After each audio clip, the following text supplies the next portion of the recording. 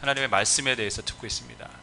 고린도 교회는 가장 문제가 많았던 교회 중에 한 교회입니다. 그런데 하나님은 그 교회를 포기하지 않으시고 바른 교회로 세우기 위해서 끊임없이 그들이 나아가야 될 방향에 대해서 말씀해 주고 계십니다.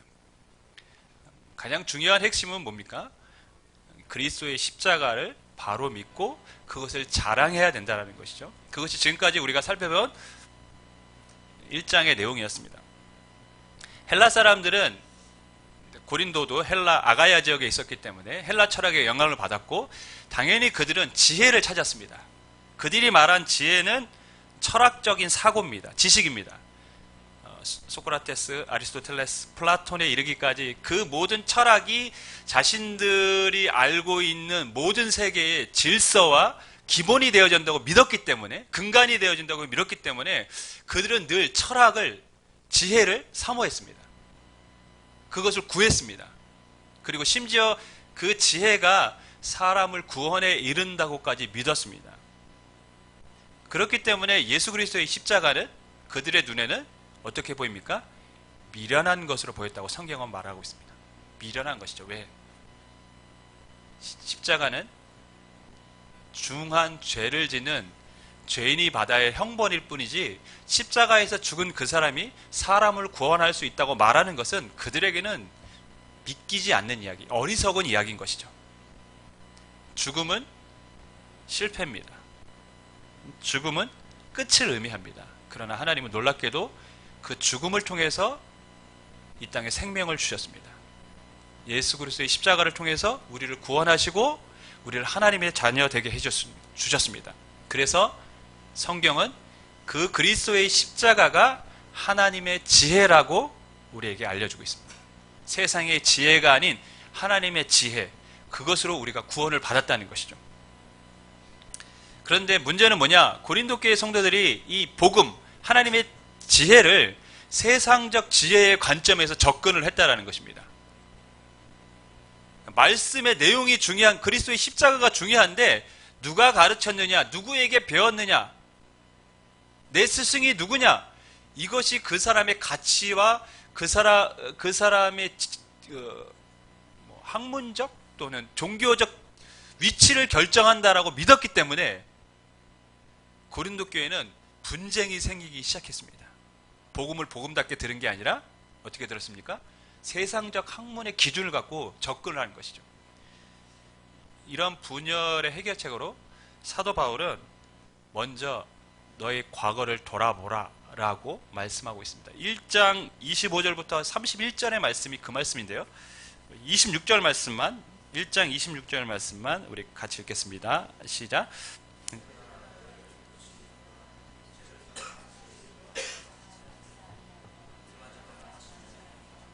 문벌 좋은 자가 많지 아니하다. 우리 올챙이적 생각 못한다는 말이 있습니다. 무슨 말인지 다 아시죠? 예. 성공하고 나면 자신이 과거에 힘들었던 적은 생각하지 않고 마치 처음부터 자신이 그런 권력과 힘이 있었던 사람인 것처럼 오만하게 구는 사람을 통해서 사람에게 하는 말이죠. 개구리 올챙이적 생각 못한다. 지금 고린도 교회 성도들에게 하는 바울의 말도 이와 같습니다. 1세기 당시 고린도 교회 성도들이 처음에 예수님을 믿었을 때 그들은 자랑할 것이 없는 사람들이었어요. 왜냐하면 대부분이 노예에서 바로 노예 신분에서 벗어난 그런 사람들이었기 때문에 사회적으로 지위가 높은 사람들이 절대 아니었습니다. 가난한 사람도 많고 학벌도 없었고 문벌이 좋은 사람도 아니었습니다. 하지만 하나님은 그들을 택하셨습니다. 그들을 통해서 교회를 세우시고 하나님의 자녀 삼아주시고 그들을 통해서 로마라는 나라를 복음으로 정복하도록 하셨습니다. 스스로 지혜 있다고 말하는 사람들이 아니라 지혜 없는 사람을 택하셨습니다. 강한 자들이 아니라 약한 자들을 택하셨어요. 문벌 좋은 자들이 아니라 가난하고 천하다고 사람들에게 손가락질 받는 사람들을 하나님 택하셨습니다. 왜 하나님은 그들을 택하셨을까요? 성경은 누구도 하나님 앞에서 자랑하지 못하게 하려 함이라고 말씀하고 있습니다. 우리가 구원받은 게 누구도 자랑하지 못하도록, 그래서 누구만 자랑하도록? 그리스도만 자랑하도록 하기 위해서 하나님은 연약한 자, 가난한 자, 힘이 없는 자들을 택하셨습니다. 그런데 고린도 교회 성도들이 자꾸 이 사실을 잊어먹는 거예요. 자신들이 처음부터 잘난 사람들인 줄 알고 서로 잘난 체하고 지금 싸우고 있는 겁니다. 바울은 너의 과거를 한번 돌아봐라. 너희들이 예수님을 믿었을 때 어느 상태였고 어떤 모습이었는지를 먼저 돌아봐라. 우리가 그렇게 잘난 체할 만한 사람이 아니었다는 것이죠. 우리는 오직 주의 은혜로 구원받은 사람들 뿐인데 왜 서로 잘났다고 분쟁을 하느냐라고 지금 권면의 말, 책망을 하고 있는 것입니다. 여러분, 성도는 어떤 사람들입니까? 성도는 하나님 앞에 자랑할 게 없는 사람들이 성도입니다. 많이 배웠기 때문에 하나님의 자녀가 된 게 아닙니다. 재산이 많기 때문에 하나님의 자녀가 된 게 아닙니다. 집안이 좋아서, 출신 배경이 좋아서 하나님의 자녀가 된 게 아닙니다. 오직 주의 십자가의 은혜로 우리가 하나님의 자녀가 된 줄 믿습니다. 그래서 우리가 자랑할 건 하나님의 그리스도의 십자가밖에 없습니다. 그런데 성도들이 갖고 있는 치명적인 약점, 그리스도인들이 갖고 있는 치명적인 약점이 있습니다. 그것이 무엇이냐면 은혜를 망각하고 살아간다는 것이죠. 은혜로 구원받은 사실을 너무 쉽게 잊어버려요. 처음에는 주님이 주신 은혜 때문에 감사했는데 시간이 지나면 그리스도의 십자가만으로 감사하지 않습니다. 불만이 생기고 불평이 생기고 뭔가 하나님 나에게 더 해주셨으면 좋겠고, 그러한 마음들이 계속해서 우리 안에 솟아납니다. 처음에는 어떤 직분을 주면 나에게 이런 직분을 주신 하나님 너무 은혜에 감사했는데 나중에 되면 마치 자신은 당연히 그런 직분을 받아야 되는 사람들처럼 그렇게 생각하고 살아갑니다. 처음에는 겸손하게 머리를 숙이며 사람들과 하나님 앞에 섬기며 살아갔는데 교회 생활을 오래 하다 보면서 성경도 좀 알아가고 교회에 대해서 알고 직분도 있다 보면 사람들의 몫이 점점 뻣뻣해지기 시작합니다. 자신의 목소리를 내려고 하고 사람들 위해 군림하려고 합니다. 원래 직분은 군림하려고 준 것이 아닙니다. 사도 바울이 에베소 장로들에게 밀레도에서 만나서 마지막으로 전한 말씀이 뭡니까? 양무리의 본이 되어 달라는 것이죠. 너희가 양무리의 본이 되어야 한다.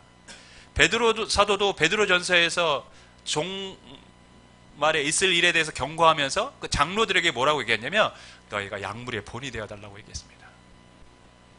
직분은 군림하기에 있는 것이 아니라 많은 사람들 앞에서 믿음의 본을 보이기 위해 있는 것입니다. 섬김의 본을 보이고 예배의 본을 보이고 겸손의 본을 보이고 삶의 본을 보여주는 것입니다. 그것이 하나님이 직분을 주신 이유입니다. 그런데 어느 순간부터 사람들은 그 은혜를 잊어버리고 어떻습니까? 내가 교회의 장로인데 내가 교회에 무엇인데 이러면서 목을 뻣뻣이 세우기 시작했습니다. 은혜에 대한 망각, 고린도 교회를 병들게 하고 있었습니다. 교회를 분열시키고 교회가 나눔이 있게 되었습니다. 하나님은 야곱에게 베델로 다시 돌아가라고 말씀하셨어요. 베델이 어떤 곳입니까? 형 에서를 피해서 하나님 도망칠 때 하나님을 만나는 곳이 베델입니다. 야곱은 베델로 다시 돌아가야 됩니다. 하나님을 만나는 곳으로 돌아가야 되죠.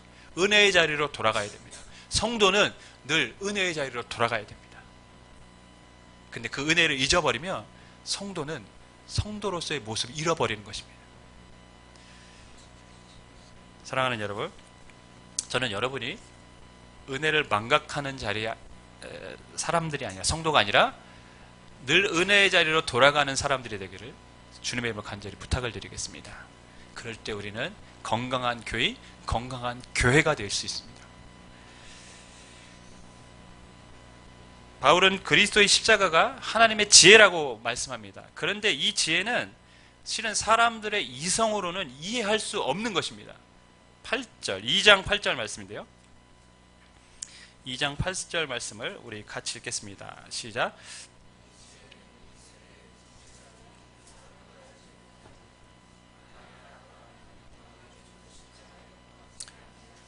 이 지혜는 이 시대의 통치자들이 한 사람도 알지 못한다 라고 말을 합니다. 유대인들은 뭘 구했습니까? 표적을 구했습니다. 그들은 표적을 보면 내가 예수님이 공생할 때 당신이 그리스도인 걸 우리가 믿겠다, 표적을 보여달라고 끊임없이 표적을 요구했습니다. 수많은 표적을 봤음에도 불구하고 그것에 만족하지 않고 늘 표적을 구했습니다. 헬라인은 뭘 구합니까? 지혜를 구했습니다.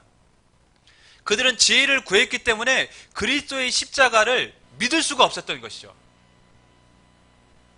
어떻게 평범한 사람들에게 죽은 신이 사람을 구원할 수 있을까? 그들은 납득이 되지 않았던 것이죠. 지금도 마찬가지입니다, 여러분. 십자가에서 죽으신 예수님을 믿으며 구원을 얻는다는 이 믿음은 일반 사람들에게는 믿기 어려운 말입니다. 실은 황당무계한 말이죠. 그렇지 않습니까? 2000년 전에 로마의 십자가 처형으로 한 젊은이가 죽었습니다. 그 젊은이가 인간의 죄를 대속하고 그 사람을 믿으면 우리가 구원을 받는다고 말하는 것을 여러분이 믿기 때문에 이 자리에 온 것이지만, 이것을 세상 사람들에게 얘기하면 너나 잘 믿어라 할 거예요. 너나 믿어라, 나는 괜찮으니까. 믿기 어려운 내용입니다. 당시의 철학자들은 어떤 도시를 방문하면 그 도시에서 많은 군중들을 모아두고 화려한 언변술로 또 자신의 업적과 지혜를 자랑했습니다. 그리고 자신의 명성을 날리고 그것으로 재정적 이익을 얻었습니다. 하지만 바울이 고린도에 갔을 때는 바울은 복음, 그리스도를 전하기 위해서 그러한 방법을 택하지 않았습니다. 화려한 언변술을 사용하지도 않고 학적인 말도 사용하지 않았습니다. 그는 오직 그리스도의 십자가만을 전하는 데 집중했습니다. 그런데 놀라운 사실은 그 그리스도의 십자가의 이야기를 듣고 사람들이 예수님을 믿었다는 것입니다.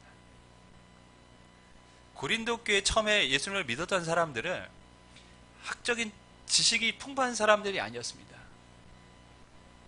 그리스도의 십자가는 실은 굉장히 어려운 이야기입니다. 신학적으로도 어려운 이야기입니다. 근데 사람들은 그것을 믿었어요. 어떻게 그들이 그리스도의 십자가를 믿을 수 있었을까요? 10절에 그 해답을 우리에게 주고 있습니다. 10절 말씀 우리 같이 읽습니다. 시작.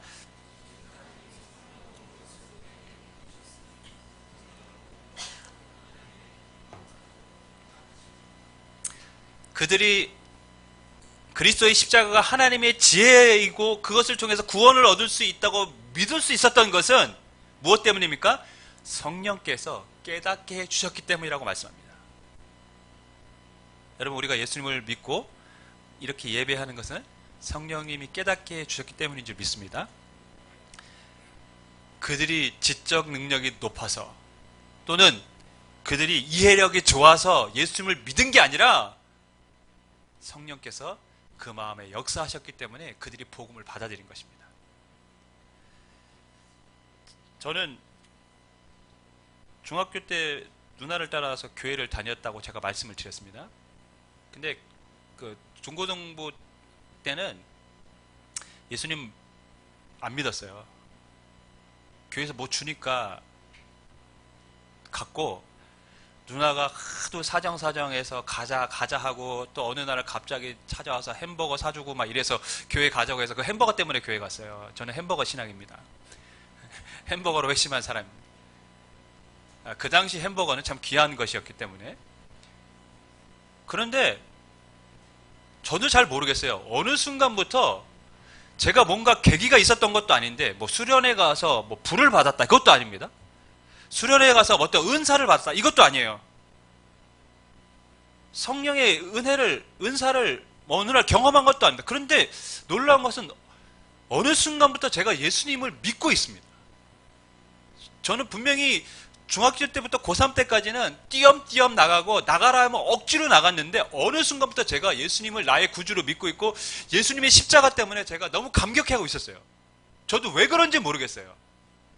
어느 시점인지도 모르겠어요. 근데 어느 순간부터 제가 그러고 있었습니다. 지금 와서 보면 그 이유를 알 것 같습니다. 성령님이 어느 순간에 제 안에 역사하셨던 것입니다. 그리스도의 사랑을 알게 하시고 그리스도의 복음을 내 안에 그리스도께서 나를 위해 주신 사랑으로 깨닫게 해주셨기 때문에 제가 믿었던 것이죠. 아마 여러분도 동일한 경험이 있을 거라고 생각합니다. 내가 믿으려고 해서 믿은 게 아닙니다. 그죠? 믿으려고 해도 믿음이 잘 생기지 않습니다. 근데 어느 순간 믿음이 생깁니다. 교회 억지로 나왔는데 어느 순간 교회 억지로 나오는 것이 아니라 교회 가는 게 즐거워지기 시작했습니다. 성령님이 역사하신 것인 줄 믿습니다. 지금 교회 억지로 나오셨습니까? 기도하십시오. 교회 다니는 사람 별로 좋지 않았는데 어느 순간부터 교회 다니는 사람들이 호감이 생겼어요. 아, 교회 다니는 사람이 다 나쁜 사람이 아니구나. 원래부터 나쁜 사람 아니었습니다. 하도 언론에서 그래서 나쁜 사람들처럼 비춰져서 그렇지. 그러한 마음이 생기는 것은 왜 그랬습니까? 내가 뭔가를 해서가 아니라 성령님이 내 안에 나의 마음을 움직이고 계셨기 때문인 줄 믿습니다. 여러분, 무엇이 우리를 바꾸어 놓았습니까? 내 자신의 의지도 아니고 주변 사람들의 영향도 아니고 그것은 성령님이 우리 안에서 일하셨기 때문인 줄 믿습니다. 성령님은 그리스도의 십자가를 알게 하시며 믿게 해주십니다. 우리가 지금 이 자리에 있는 것도 성령님이 역사하셨기 때문입니다. 사도 바울은 고린도 교회 성도들에게 너희가 예수님을 믿고 하나님의 자녀가 된 것은, 하나님의 지혜를 알게 된 것은 성령님이 너희 안에 역사하셨기 때문이라고 말씀하고 있습니다. 그러면서 16절에 이렇게 말씀합니다. 16절 말씀 우리 같이 읽겠습니다. 시작.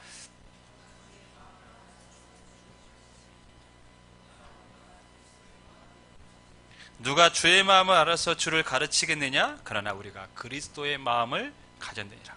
저는 실은 이 말씀을 되게 좋아하는, 암송하는 말씀입니다. 누가 주의 마음을 알아서 주를 가르치겠느냐? 그러나 우리가 그리스도의 마음을 가졌느냐. 우리 안에 그리스도의 마음이 있습니다. 사람들과의 관계 속에서 오해가 생기는 이유는 무엇일까요? 무엇 때문에 서로 오해가 생길까요? 실은 마음, 본심을 모르기 때문에 그렇습니다. 어떤 사람은 굉장히 무뚝뚝합니다. 근데 처음 보면 아우, 저 사람은 참 정이 없는 사람 같아. 가까이 하기 힘든 사람이야. 오해가 있죠.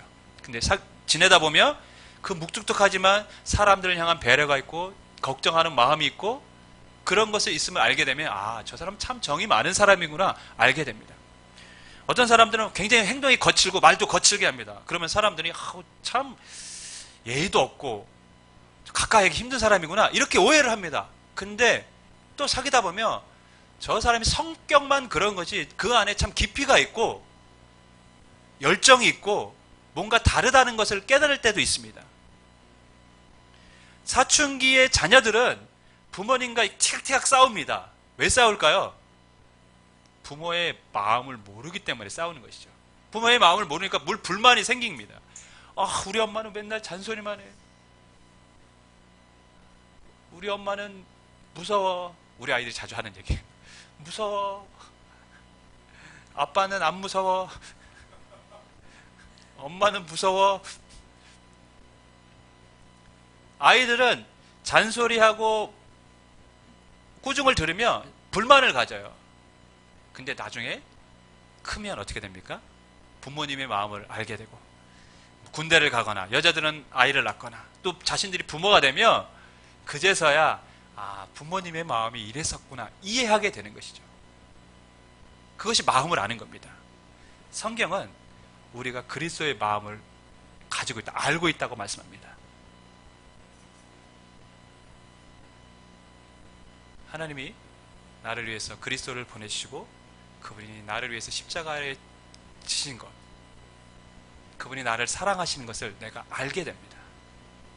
누가 알게 하십니까? 성령님이 알게 하십니다. 제가 청년들 사역을 많이 했어요. 그러다 보면 청년들이 가끔 놀랄 만한 고백을 하는 것을 경험할 때가 있습니다.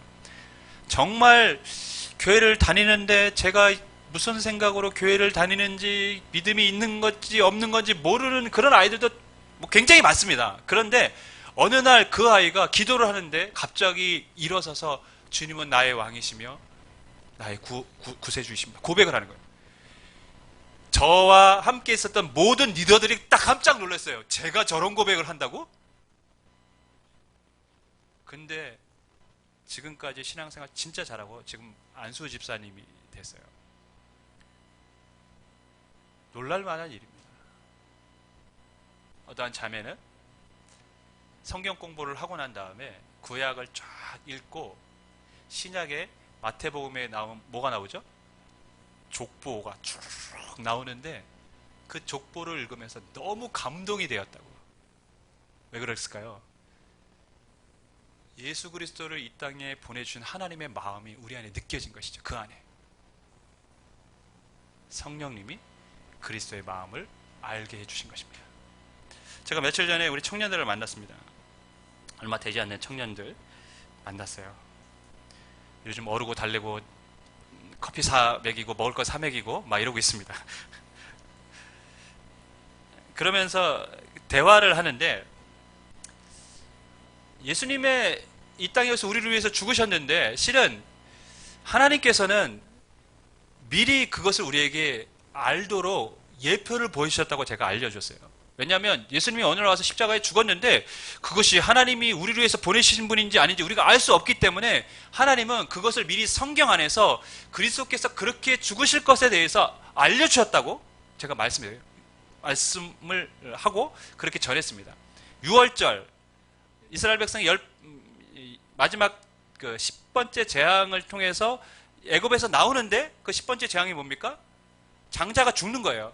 근데 살아나는 길은 양피를 문설주에 바르는 겁니다. 예수님이 어린 양이 돼서 죽으실 때 우리는 그 피를 통해서 살 수 있다라는 것을 이미 6월절 사건을 통해서 하나님은 우리에게 그 사실을 미리 알게 해주셨습니다. 예수님이 언제 돌아가신다고요? 6월절에 돌아가십니다. 이스라엘 백성들이 광야에서 불평을 하다가 하나님이 불뱀을 풀었어요. 그래서 불뱀에 물려서 사람들이 막 죽어갑니다. 그래서 백성들이 모세를 찾아가서 우리가 잘못했습니다. 용서해 주세요. 제발 기도해 주세요. 그래서 모세가 하나님께 기도했을 때 하나님께서 모세에게 노뱀을 만들어서 지팡이에 달아라. 그러면 그것을 보는 사람은 어떻게 된다고요? 살 것이다. 얘기했습니다. 그래서 모세가 지팡이에 노뱀을 달아서 사람들로 보게 했습니다. 그런데 어떤 사람들은 믿었지만 어떤 사람들은 안 믿었어요. 아니 저거 본다고 살겠냐 이거죠. 그들에게 필요한 건 뭡니까? 치료제죠. 약이 더 필요했습니다. 저거 본다고 살겠냐? 근데 보는 사람은 살았습니다. 요한복음에 뭐라고 기록되어 있습니까? 모세가 광야에서 뱀을 든 것 같이 인자도 들려야 하리니 예수님도 들려야 하리니 하나님이 세상을 이처럼 사랑하사 독생자를 주셨으니 이는 저를 믿는 자마다 멸망하지 않고 영생을 얻게 하려 하심이라. 할렐루야. 하나님은 우리에게 미리 하나님께서 어떻게 우리를 구원하실지 알게 해주셨습니다. 제가 이렇게 아이들에게 전했는데 한 자매가 이런 얘기를 했어요. 제가 참 감동받았습니다. 하나님께서 그렇게 오랜 세월 동안 우리를 구원하시기 위해 그렇게 애쓰셨군요. 오랜 세월 동안 하나님이 인간을 구원하시기 위해 그렇게 참고 인내하시면서 일하고 계셨군요. 그런 의미로 저는 받아들였어요. 하나님의 마음을 느낀 것이죠. 성령님께서 그리스도의 마음을 알게 해주신 것인 줄 믿습니다. 신앙생활은요, 그리스도의 마음을 알아가는 겁니다. 나를 향한 하나님의 마음, 나를 향한 그리스도의 사랑, 나를 향한 그분의 은혜를 배워가는 것이 신앙생활입니다. 누가 가르쳐준다고 되는 게 아닙니다. 어떤 훌륭한 목사님이 설교하고 성경을 가르친다고 되는 것이 아닙니다. 성령님이 우리 안에 그리스도의 마음을 알게 해주실 때 우리는 그리스도의 마음을 더 깊이 알아가게 될 줄 믿습니다. 주 안에 사랑하는 여러분, 그래서 우리가 기도해야 됩니다. 성령님 내 안에 역사하셔서 그리스도의 사랑을 알게 하시고, 성령님 우리의 가족 가운데 역사하셔서 아직 주님을 모르는 영혼 가운데 그리스도의 은혜를 알게 하여 주옵소서. 우리가 기도해야 되는 것입니다. 웨슬리가 감리교를 처음으로 창시했을 때 사람들은 웨슬리의 가르침을 이단으로 생각했습니다. 그래서 그가 설교를 할 때 장소를 내어주지 않았습니다. 그래서 길거리에서 때로는 농장의 창고를 빌려서 설교를 해야 했습니다. 그런데 웨슬리가 설교를 하면 마을 사람들이 찾아옵니다. 이단이라고 생각했기 때문이죠. 예배 장소에 몰려와서 문을 열고 예배 시간에 고함을 치며 예배를 방해합니다. 그래서 웨슬리는 사람들을 모으고 문을 잠그고 예배를 드려야만 했습니다. 근데 어느 날 토요일 날 동네 사람 한 사람이 예배드리는 창고에 찾아옵니다. 몰래 들어왔어요. 그리고 빈 가마니에 숨어 있었습니다. 그가 그렇게 한 이유는 주일날 예배 시간에 동네 사람들이 몰려와서 문을 두드리면 자신이 문을 탁 열어주고 예배를 완전히 망쳐버리려고, 아수라장으로 만들어버리려고 그렇게 계획하고 가마니 속에 숨어 있었습니다. 주일날 아침이 되었습니다. 나이 드신 성도님이 먼저 와서, 일찍 와서 그 예배를 위해서 기도하기 시작합니다. 사람들의 방해가 있으니까 하나님 우리를 도와주세요. 그런데 한참 기도하고 있는데 어디서 흐느끼는 소리가 들립니다. 누군가 울고 있습니다. 들어보니까 가마니 속에서 나는 거예요. 봤더니 한 사람이 거기서 울고 있습니다.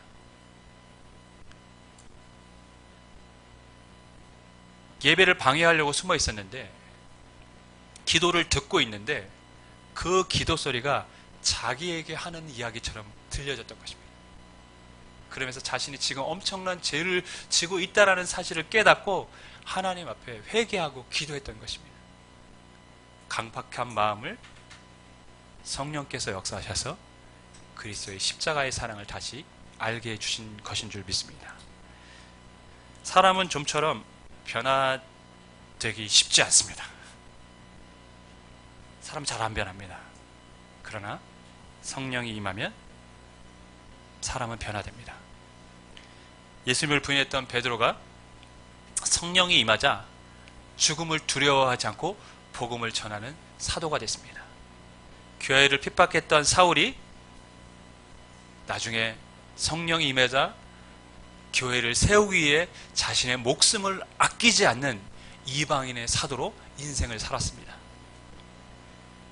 성령이 임하면 변하지 못할 사람은 아무도 없는 줄 믿습니다. 왜 우리가 기도합니까?